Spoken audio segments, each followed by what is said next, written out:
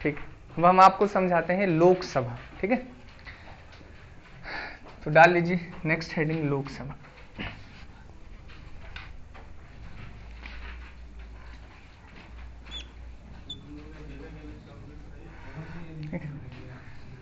सबसे पहले हम इसमें भी समझेंगे संरचना।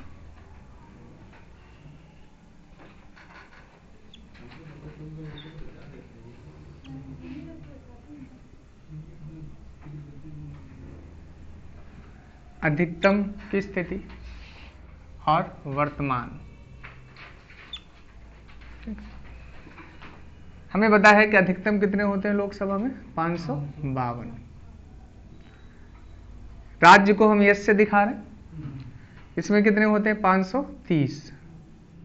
केंद्र शासित प्रदेश मतलब यूनियन टेरिटरी में कितने, 20।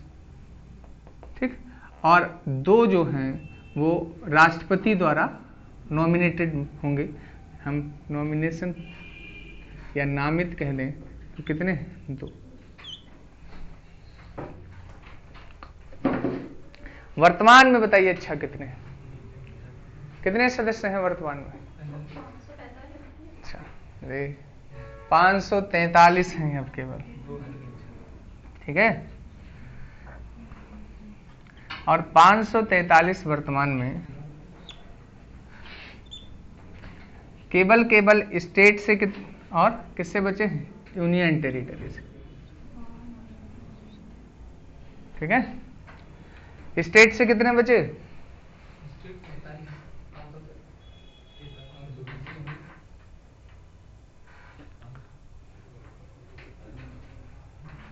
बताइए।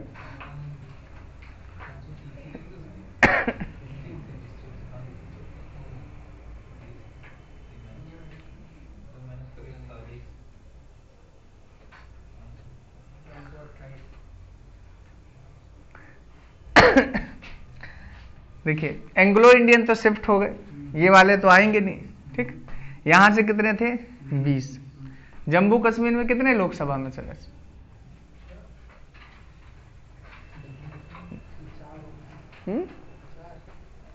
होमवर्क दे दें इसे, खुद से सर्च करो। ठीक, कि कितने हैं टोटल, कितने हैं इस समय, 543। यूटी में बढ़ेंगे और यहाँ क्या हो जाएंगे, कम। कारण क्या है, क्योंकि यूटी में आपको पता है कितने, जम्मू कश्मीर वाला क्राइटेरिया शिफ्ट हो जाएगा उधर। ठीक, चलिए आगे देखते हैं हम लोग कहां से आएंगे, बताइए कहां से आएंगे। चलिए पहले कुछ छोटे छोटे कॉन्सेप्ट समझाते हैं। एक इसमें होता है निर्वाचक क्षेत्र का कॉन्सेप्ट। क्या होता है, निर्वाचक क्षेत्र, इसे हम इलेक्टोरल फील्ड भी बोलते हैं, इलेक्टोरल फील्ड। ठीक, समझेंगे तो क्या करते हैं हम लोग इसमें, मान लीजिए हमें पता कितने बनाने, जैसे पूरा भारत हम ले लेते हैं ऐसे, और इस पूरे भारत से हमें कितनी सीटें चुननी है, 543। इसे बड़ा कॉन्सेप्चुअल समझिएगा, ये कॉन्सेप्ट समझ अगर आ गया तो आगे आप चीजें समझ जाएंगे। ठीक, पूरे भारत में टोटल हमने जनसंख्या ले ली, टोटल पूरी। ठीक है, और उसे हम 543 से क्या कर देंगे, भाग देंगे, और हर एक मतलब एक प्रतिनिधि कितनी जनसंख्या का प्रतिनिधित्व करेगा, कितनी जनसंख्या का प्रतिनिधित्व करेगा, ये सेंटेंस पर बहुत फोकस करिए। कैसे निकालते हैं, कुल जनसंख्या बटे क्या, निर्वाचक क्षेत्र। निर्वाचक क्षेत्र क्या, कितने होंगे, जितनी सीटें होंगी उतने ही क्या होंगे, निर्वाचक क्षेत्र। मतलब कुल जनसंख्या को हम किससे भाग दे देंगे, 543 से। बात समझ पा रहे हैं नहीं, तो इससे पता चल जाएगा हमें कितना। तो कहा जाता है कि 2 सिद्धांत फॉलो करते हैं जब हम निर्वाचक क्षेत्र को समायोजित करते हैं। देखिए पहला क्या, कि सभी राज्य परस्पर समान जनसंख्या का प्रतिनिधित्व करें, मतलब सभी राज्य के प्रतिनिधि परस्पर समान जनसंख्या का प्रतिनिधित्व करें। दूसरा, फिर राज्य के अंदर जो निर्वाचक क्षेत्र बनाए जाएं उनमें भी परस्पर समान जनसंख्या का प्रतिनिधित्व। नहीं समझ पाए, देखिए ऐसे समझिए, मान लीजिए ये पूरा क्षेत्र था और इसमें से हमने पहले ये राज्य ऐसे ऐसे सब बटे थे, और इस मान लीजिए पर्टिकुलर राज्य जो है इसका एक कैंडिडेट ए नाम का है और इसका बी नाम का है, ये अगर 10 लाख जनसंख्या को रिप्रेजेंट कर रहा है तो ये भी 10 लाख को ही रिप्रेजेंट करे। तो पहले तो हमने बताया कि राज्य के बीच में समान जनसंख्या का प्रत्येक प्रतिनिधि प्रतिनिधित्व करे, जैसे उत्तर प्रदेश का जो सांसद हो लोकसभा का और मध्य प्रदेश का हो, दोनों समान जनसंख्या को वहां रिप्रेजेंट करें। पहला कॉन्सेप्ट समझा, यानी राज्यों के बीच में हम क्या करेंगे, समान जनसंख्या का। फिर दूसरा क्या करेंगे, अब यूपी में कोई एक कैंडिडेट तो होगा नहीं, यूपी में सी भी तो होगा, इनका भी परस्पर समान जनसंख्या का। लेकिन ये जो शर्त पहली वाली है, पहली वाली शर्त कौन सी, यूपी और एमपी ऐसे राज्यों में लागू नहीं होगी जहां 60 लाख से कम जनसंख्या है। समझ आई बात। नॉर्थ ईस्ट के कई स्टेट ऐसे हैं जहां 60 लाख से कम पॉपुलेशन है। दक्षिण भारत के कुछ राज्य ऐसे हैं जहां 60 लाख से क्या है, कम पॉपुलेशन। तो कहने का मीन्स ये है कि हाँ, दक्षिण भारत के, भारत जानते हो, नहीं जानते हो तो इसलिए अतिशयोक्ति में ना जाएगा, पहले पढ़ लो। तो कहने का मीन सीधा सा है, वहां कई क्षेत्रों में बहुत कम पॉपुलेशन है, तो सीधा सा मीन ये है कि नॉर्थ ईस्ट के कई स्टेटों में लागू नहीं होगा और एक आधा जो दक्षिण भारत के राज्य हैं उनमें भी ये चीज लागू नहीं होगी। ठीक है, तो 60 लाख पॉपुलेशन, क्या क्राइटेरिया याद रखना है, 60 लाख यार।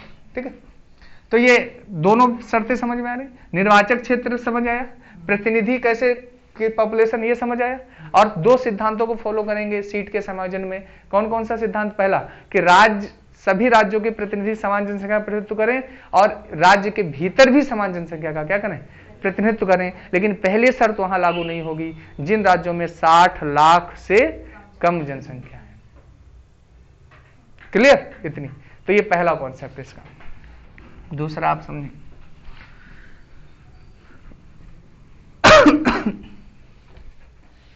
इसी में ये कहा गया आर्टिकल 82, हालांकि आएगा, अभी आर्टिकल पर हम फोकस नहीं कर रहे क्योंकि इसकी थ्योरी पहले समझिएगा, कि सीटों का समायोजन, सीटों का समायोजन, थोड़ा फोकस करें, ये केवल इतनी हेडिंग।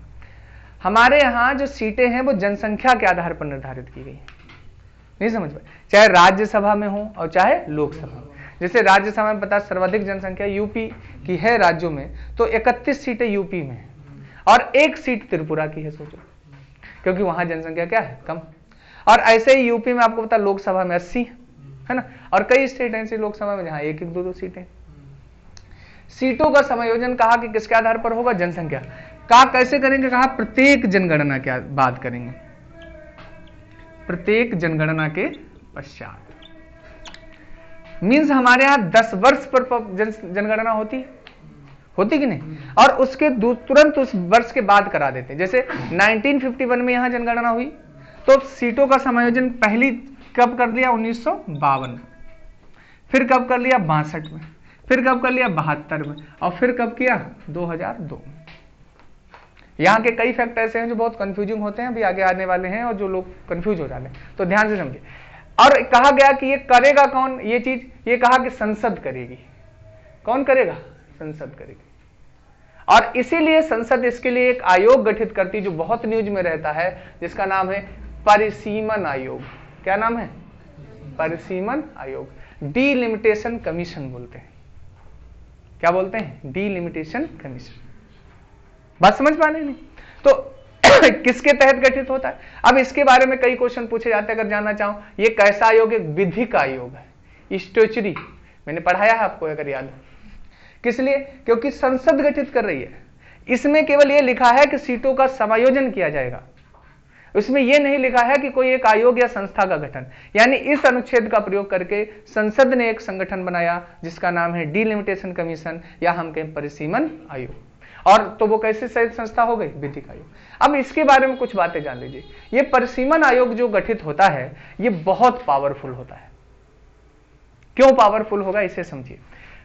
जैसे सपोज करिए जब हमने ये निर्वाचक क्षेत्र बनाए हैं और हमारे यहां आपको पता है जाति धर्म क्षेत्र के आधार पर वोटिंग होती है, और जो सत्ता में हो गया सरकार, वो उसे पता चले कि उसे लग रहा है ये बेल्ट जो है, मान लीजिए सीट हमने एक निर्वाचन क्षेत्र ए नाम से यहां निर्धारित किया, लेकिन उसे लग रहा कि अगर ये वाली बेल्ट कट जाती और हमारे में ये वाली अगर मिल जाती तो हम जीत जाते चुनाव, क्योंकि उसे पर्टिकुलर पता चल रहा है कि ये वाला वोट तो हमारे पक्ष में है लेकिन ये उनके निर्वाचक क्षेत्र में चला गया।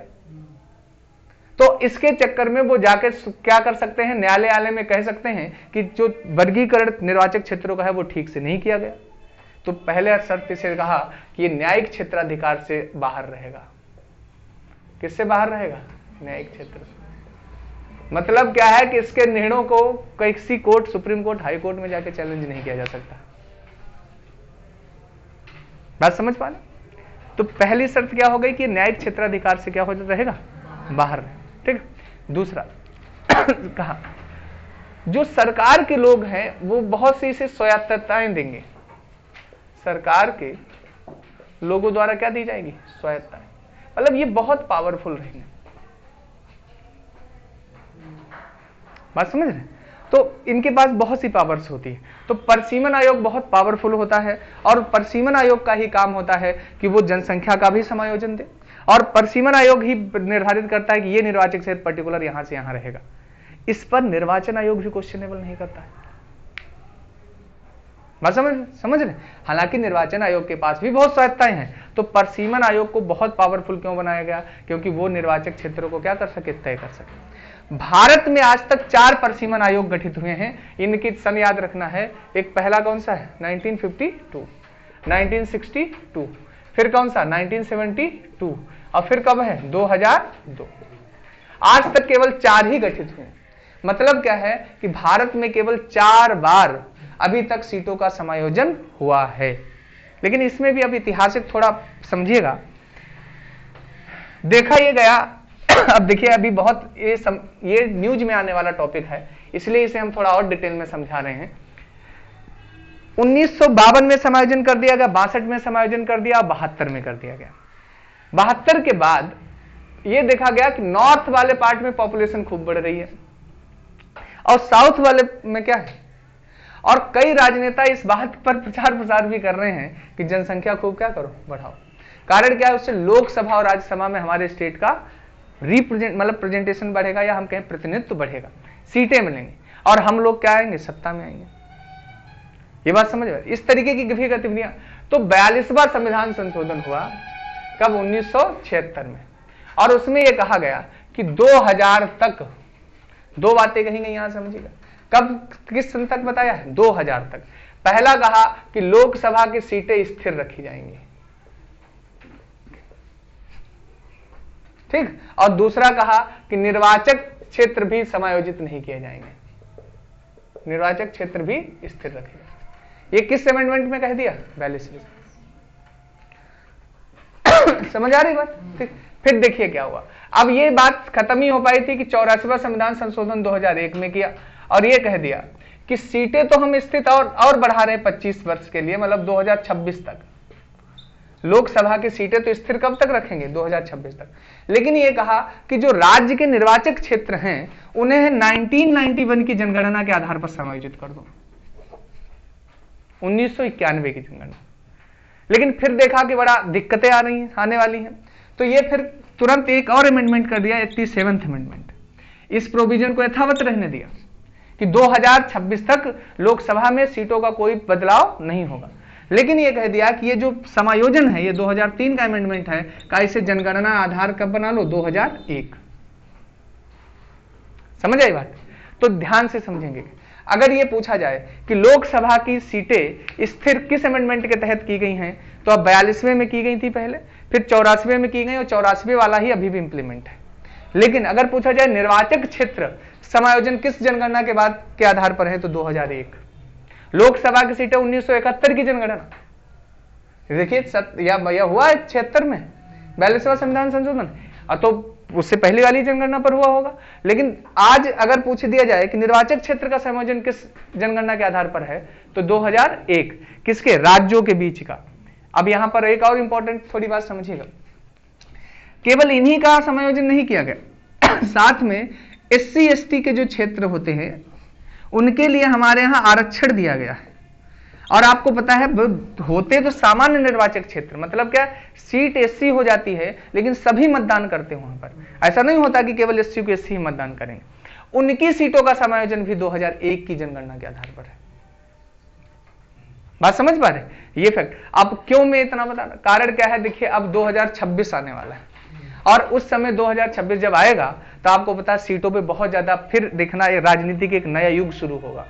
किस लिए? क्योंकि दक्षिण भारत ने जनसंख्या पर कंट्रोल किया है और उत्तर भारत ने जनसंख्या पर खूब मेहनत किया है। आप समझ रहे हैं ना, क्योंकि मेहनती तो ही उत्तर भारत वाले।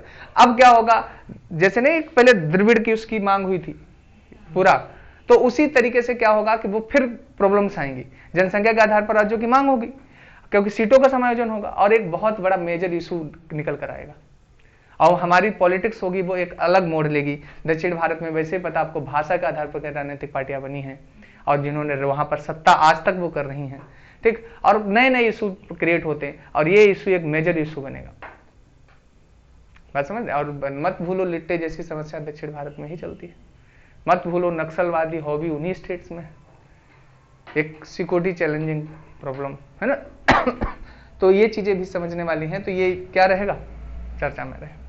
तो बात ये समझ में आ रही सीटों का समायोजन। अब अगली बात समझाते हैं।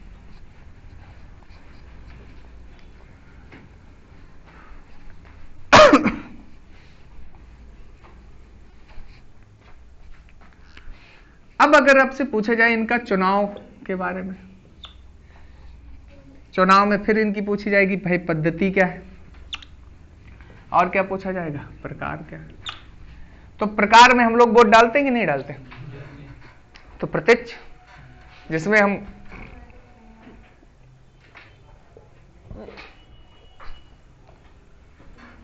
पद्धति को हम कहते हैं, कभी कभी वो ऐसे लिख देंगे बहुमत की पद्धति, और कभी कभी इसे ऑप्शन में लिखें first past the post system. क्या लिखते हैं? First past the post system. ठीक है। तो एक प्रश्न उठा लोकसभा में, जब संविधान सभा चल रही थी तब उसमें कहा गया अनुपातिक प्रतिनिधित्व पद्धति अपनाई जाए, किसमें? लोकसभा में। तो उस पर तर्क दिया गया कि क्यों अपनाई ना जाए। पहला दिया गया शैक्षणिक स्तर, क्योंकि अनुपातिक प्रतिनिधित्व पद्धति बहुत जटिल पद्धति है, वरीयता क्रम में वोटिंग देनी, एक बटन दबानी होती है, तब तो हमारे यहाँ के लोग आज भी क्या नहीं कर पाते हैं, ठीक से मतदान नहीं कर पाते। बहुत लोगों को ये नहीं पता है कि वो किस पार्टी को वोट देते, वो कभी कभी व्यक्ति के आधार पर कह देते हैं कि हम पर्टिकुलर व्यक्ति को क्या करने जा रहे हैं, वोट देने जा रहे हैं। जैसे उन्हें चुनाव निशान तक याद नहीं रहता, उन्हें रिकॉल कराया जाता है, तो सोचिए उनकी राजनीतिक निर्णय लेने की क्षमता किस स्तर की है ना। उनसे कहा जाता है कि दादी ये जो चम्मच दिख रही है ना, इसी पे दबाना है ना, ये खूब गोल गोल गोल, कई फिर जैसे गांव की भाषा में हमारे कहते चौथे नंबर पे है ना, जैसे 1 2 3 कहते हरी हरी दिख रही है। बात को समझ रहे? तो इस तरीके का लहजा वाला जो सिस्टम रहता है आज भी हमारे यहां देखने को मिलता है। ठीक, तो पहला क्या बताया कि शैक्षणिक स्तर नहीं है इसलिए नहीं अपनाएंगे। दूसरा एक और मेजर समस्या बताई गई कि अनुपातिक क्यों ना अपनाई जाए। पहला हमने क्या बताया आपको, शैक्षणिक। दूसरा समझे, ये चीजें कॉन्सेप्चुअल हैं, इन पर हम बाद में बातें करेंगे, अभी सुन लो जिससे तुम्हारी एक समझ बन जाए। दूसरा सिस्टम बताया गया कि अगर हमारे यहां ये कर दिया जाएगा तो संसद अस्थिर हो जाएगी। देखिए क्यों? क्योंकि हमारे यहां बहुदलीय पार्टी थी, कई पार्टी, क्योंकि उस समय भी देखो सीपीआई चल रही, कांग्रेस चल रही, छोटे छोटे हैं। और अनुपातिक में क्या होगा, अगर मान लीजिए मुस्लिमों की पार्टी एक बनी, इमर्ज की, उनके उतने परसेंट पहुंचे, कुछ हिंदुओं के पहुंचे, कुछ बौद्ध, कुछ जैन, या जाति आधार पर कुछ पार्टियां बन गई, बहुदलीय पार्टी बनेगी तो बहुत अस्थिरता आ जाएगी। तो दो कारणों की वजह से हमारे अनुपातिक प्रतिनिधित्व पद्धति अपनाई नहीं गई थी। फिर और भी कुछ मेजर थे, ये पद्धति बहुत खर्चीली है। बात समझ रहे? फिर क्या है, इसमें प्रतिनिधि और वोटर्स के बीच में इमोशनल लगाव नहीं रहता है, इमोशनल अटैचमेंट नहीं, क्योंकि आपको पता है अपने समुदाय को तो दोगे ही दोगे तुम, और एक न एक लोग इमर्ज कर जाएंगे।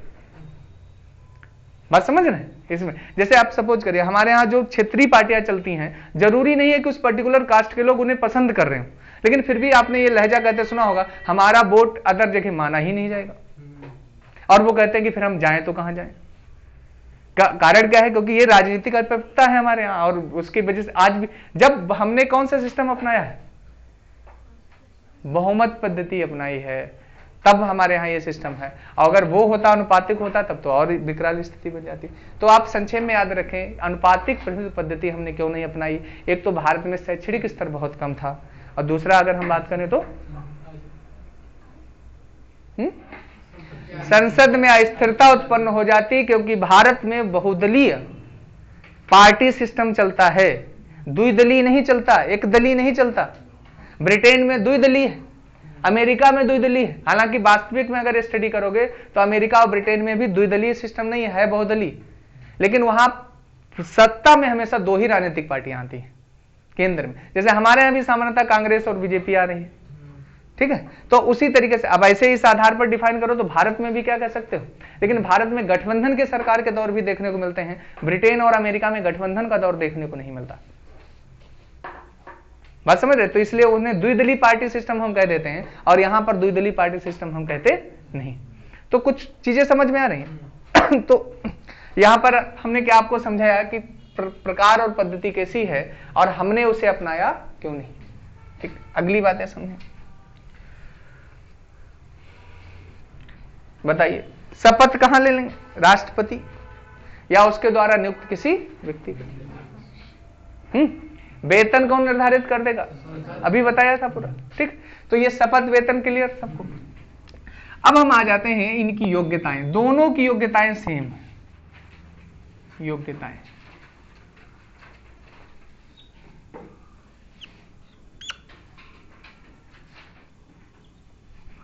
योग्यताएं दो स्तर पर हम देखेंगे कि एक जो संविधान में लिखी गई है, और एक हमारे यहां आरपीए एक्ट में लिखी गई है।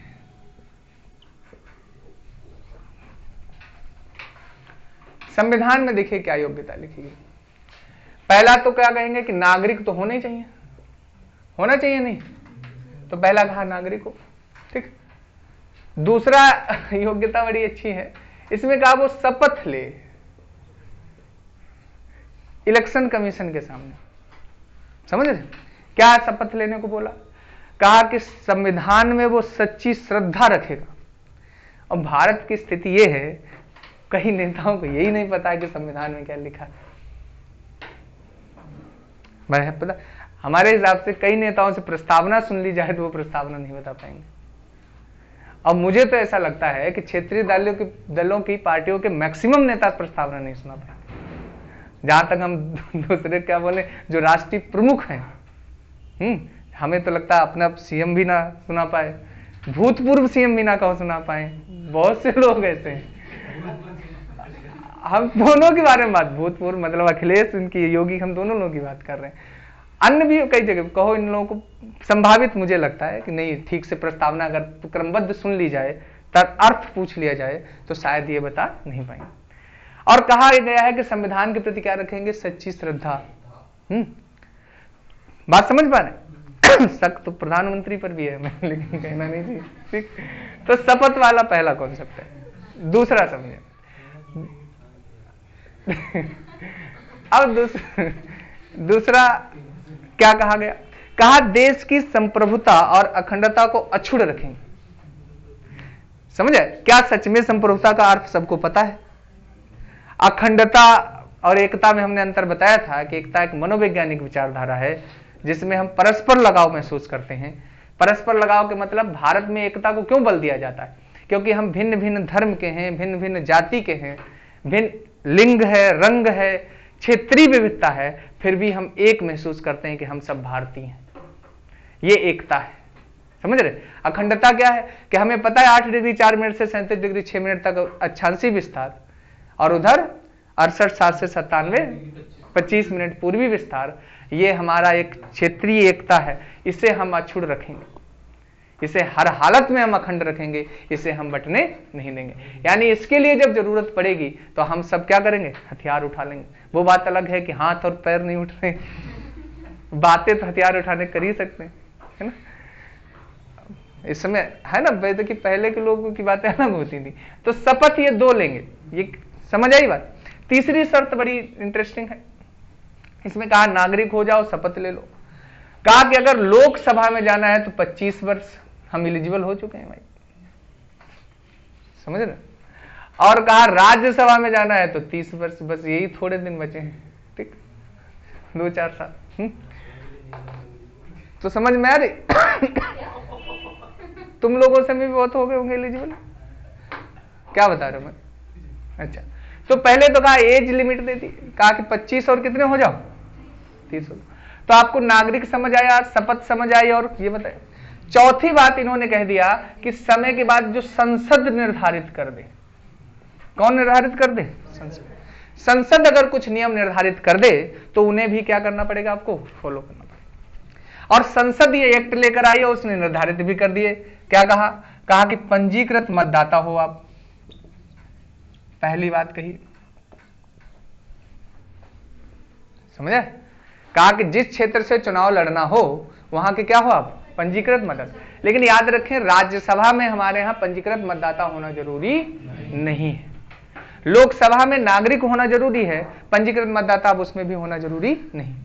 नहीं तो आप खुद समझिए कि आप बनारस के पंजीकृत मतदाता थे प्रधानमंत्री, भाई वो तो गुजरात के होंगे, ठीक। तो ये इसने शर्त केवल कही और बाकी इसने कुछ नहीं कहा, ठीक।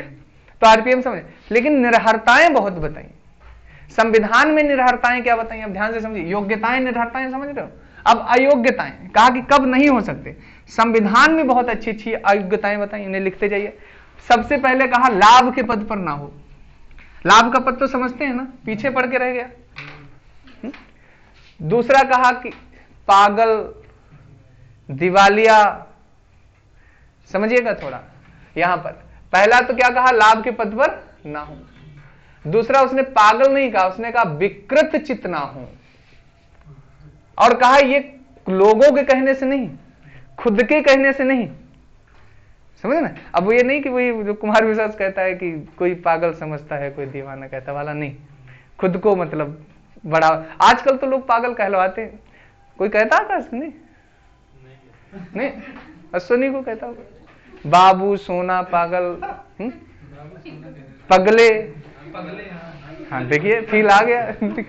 तो विकृत चित्त का हाईकोर्ट ने कम से कम आपको घोषित किया। अब ये नहीं वो अगर आप हाईकोर्ट मानते हैं तो ठीक, फिर चुनाव मत लड़ना। समझ रहे बात। तीसरी बात कहा घोषित दिवालिया हूं। घोषित दिवाली, जैसे मान लीजिए कि तुम्हारे पास कुछ है नहीं देखने, लेकिन तुम्हें डिक्लेयर नहीं किया गया है डॉक्यूमेंट में कि आप क्या हो, दिवालिया। तो कहा अगर घोषित दिवालिया है तो चुनाव नहीं लड़ सकते। बात समझ रहे। तो कहा लाभ के पद पर ना हो, विकृत ना हो और दिवालिया घोषित।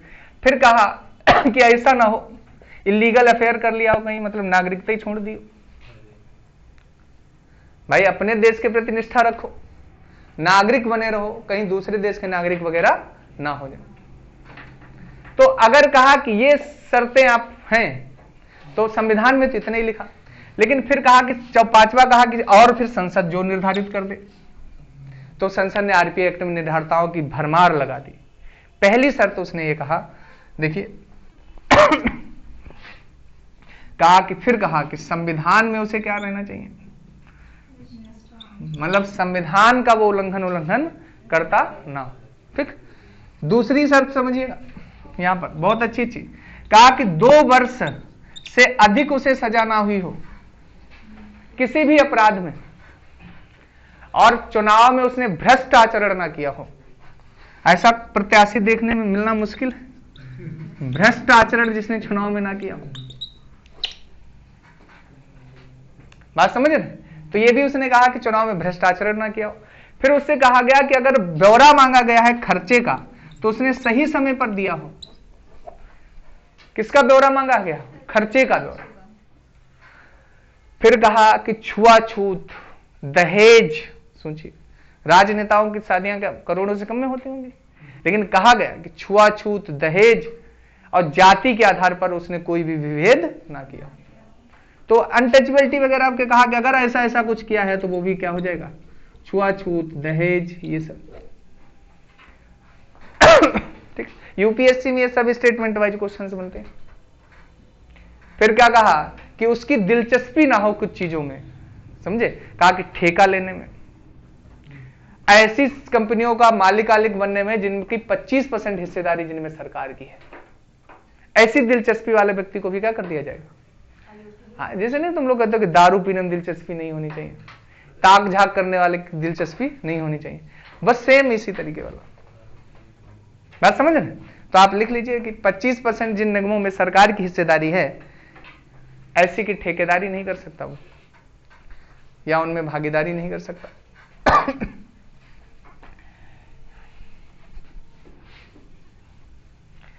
और देखिए एक पॉइंट बहुत इंपॉर्टेंट है जो हम बताएं, आरपीए एक्ट में जितनी निरहरताएं दी गई हैं, इन पर अंतिम निर्णय राष्ट्रपति का होता है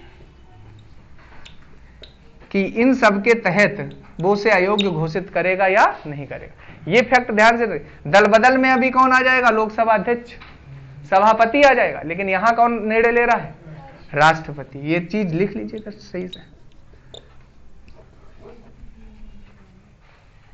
अंतिम निर्णय किसका होगा, राष्ट्रपति। और कहा कि अगर इच्छा हो तो वो इलेक्शन कमीशन से राय ले ले, बाध्य नहीं है, ऐच्छिक रूप से। कहा कि इलेक्शन कमीशन से अगर राय ले लेगा तो ठीक रहेगा कि ऐसे इस आधार पर अयोग्य हम घोषित करें या घोषित ना करें। तो आपको योग्यताएं और निर्भरताएं समझ में आ रही दोनों की। अब फिर कहा कि दल बदल के आधार पर भी निर्योग्य घोषित कर सकते हैं।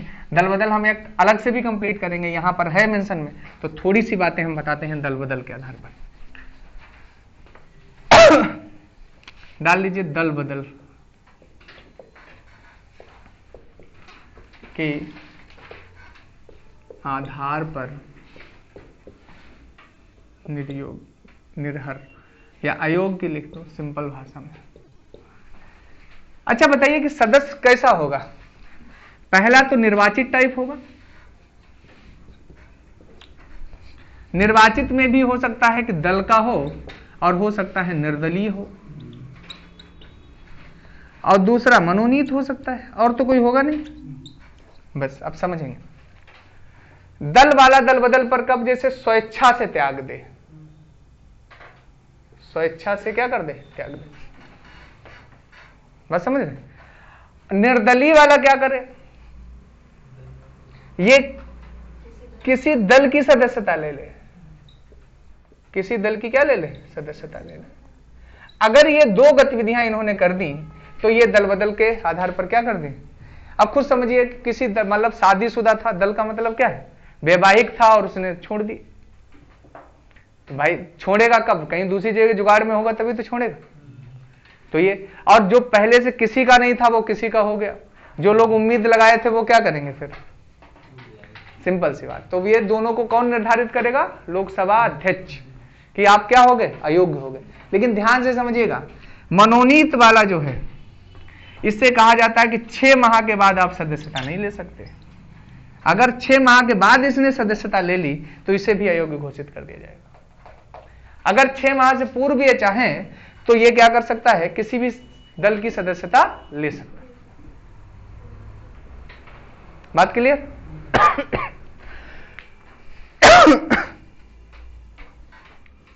तो ये है दल बदल के आधार पर योग्यताएं।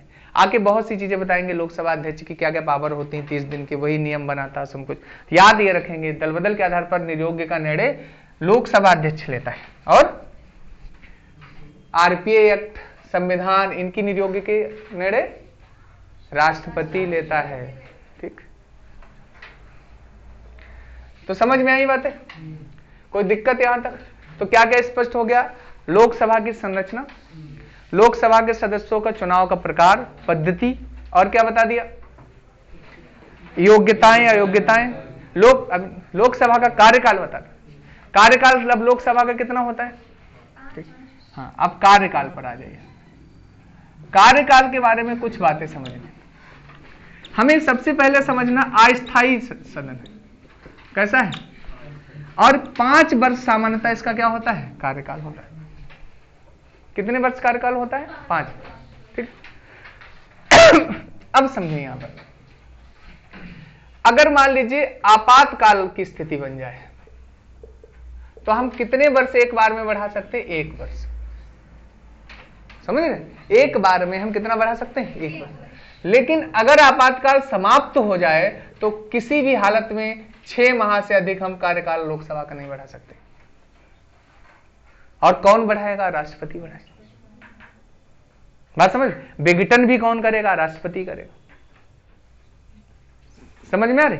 ठीक, तो ये चीजें समझ में आई आपको? यहां कार्यकाल के बाद ही इनकी पद रिक्तता वगैरह या समाप्त कैसे होता है उस पर कुछ कॉन्सेप्ट हैं, वो हम बताते हैं। ठीक, ये आप लिखेंगे कि सदस्य सभी के दोनों के कॉमन वाले पॉइंट पढ़ा रहे हैं, चाहे राज्यसभा हो चाहे लोकसभा हो, इनके सदस्यों का पद कैसे रिक्त होता है। ठीक, तो पद रिक्तता टॉपिक बनाएंगे, है नहीं?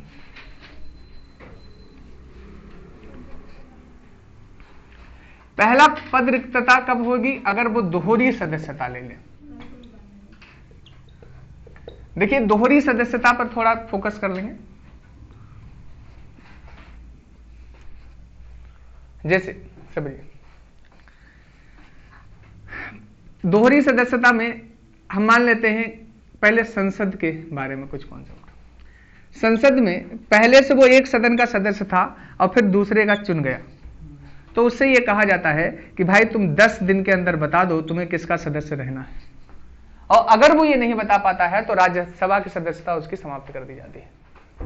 पहली बात समझ में आ रही कि पहले। दूसरे केसेस में मान लीजिए कि किसी का सदस्य नहीं था, किसी का सदस्य नहीं था और दोनों सदन का चुन गया, तब भी इससे पूछ लिया जाएगा नॉर्मली। लेकिन तीसरा केस बनेगा कि एक ही सदन में 2 सीटों पर चुन गया और तब उससे अगर उसने नहीं बताया 10 दिन के अंदर, तो उसके दोनों सदनों की सदस्यता क्या, दोनों पदों की सदस्यता चली जाएगी। जैसे मान लीजिए प्रधानमंत्री 2 जगह जीत कर गए, अगर 10 दिन के भीतर नहीं बताते तो उनकी सदस्यता दोनों सीटों की चली जाएगी। ठीक, लेकिन अब क्या है, बात सपोज करिए वो संसद का सदस्य था और विधानमंडल का चुनाव लड़ लिया उसने और फिर वो जीत भी गया, तो 14 दिन का वक्त दिया जाता है और 14 दिन के अंदर अगर उसने नहीं बताया तो संसद की सदस्यता उसकी समाप्त कर दी जाएगी और विधानमंडल की क्या रखी जाएगी? बरकरार रखी जाएगी। तो दोहरी सदस्यता का कॉन्सेप्ट समझ आ रहा है? फिर पद रिक्तता कब होगी? बिना बताए 60 दिन अगर एब्सेंट रहे, वो कितने दिन? इस थोड़ा और इस कॉन्सेप्ट को डिटेल में समझिएगा। अगर सत्र चल रहा है और सत्र में सिटिंग में 4 दिन का गैप कर दिया गया है तो उसे अवकाश के समय में जोड़ा नहीं जाता है। नहीं समझ पाए? जैसे क्या है कि मान लीजिए 2-3 दिन की छुट्टी हुई, वो तो 60 दिन में जुड़ेगा, लेकिन 5-7 दिन की छुट्टी हो गई तो वो अवकाश के समय में जुड़ेगा नहीं। तो ये 4 दिन वाला भी कॉन्सेप्ट याद रखें। नहीं तो सामान्यतः याद रखें, कोई भी सदस्य अगर बिना सदन को सूचित किए 60 दिन का अनुपस्थित रहता है तो हम क्या कहेंगे? उसकी सदस्यता चली जाएगी। फिर क्या, कब पद रिक्त होगा? खुद से ही पद त्याग दे, निर्योग्य घोषित हो जाए तो ये सब कब है? तब उनकी सदस्यता क्या हो जाएगी? समाप्त हो जाएगी। लेकिन अगर कोई का चुनाव विवाद उत्पन्न हो जाए, उसे लगे, तो वो कहां जा सकता है? High court. और हाई कोर्ट में संतुष्ट नहीं है तो कहां जाएगा? सुप्रीम। तो चुनाव विवाद कहां इनका सुलझाया जाता है? High court. राष्ट्रपति उपराष्ट्रपति का चुनाव विवाद कहां सुलझाया जाता है? Supreme court. लेकिन सांसदों का चुनाव विवाद कहां? High court. और अगर हाई कोर्ट में संतुष्ट नहीं है तो कहां जाएगा? सुप्रीम कोर्ट जाएगा। बात समझ पा रहे? तो इतनी हमें चीजें समझनी थी लोकसभा में। अब जो हम आगे आपको पढ़ाएंगे वो पीठासीन अधिकारी बताएंगे। सीन के पीठासीन अधिकारी मतलब क्या? लोकसभा में हम लोकसभा अध्यक्ष उपाध्यक्ष, राज्यसभा में राज्यसभापति और उपसभापति, और साथ में हम समेत एक होता है प्रोटेम स्पीकर वगैरह, उनके बारे में हम डिस्कस करेंगे। ठीक है, तो आप यहां तक कोई डाउट हो तो पूछ लीजिए।